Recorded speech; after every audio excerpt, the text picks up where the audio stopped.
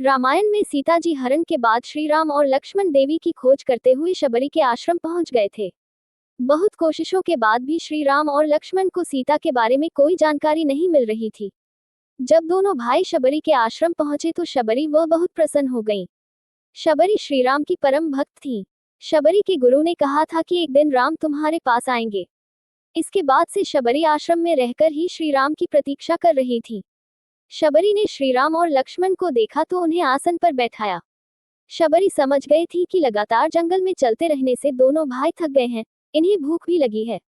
ऐसा सोचकर शबरी भोजन के लिए बेर ले आई। श्री राम और लक्ष्मण के सामने शबरी ने बेर रखे और एक एक बेर जूठे करके श्री राम को खिलाने लगी। श्री राम भी प्रेम से शबरी के जूठे बेर खा रहे थे। दरअसल शबरी बेर जूठे करके चख रही थी। शबरी की सोच ये थी कि कहीं कोई खट्टा बेर श्री राम न खा लें। श्री राम को मीठे बेरे देने के लिए शबरी एक एक बेर चख रही थी। लक्ष्मण ये सब बड़े ध्यान से देख रहे थे।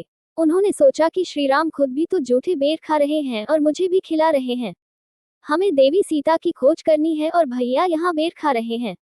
हमारा समय व्यर्थ ही खर्च हो रहा है।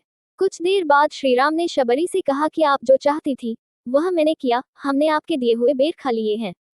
हम देवी सीता को खोज रहे हैं।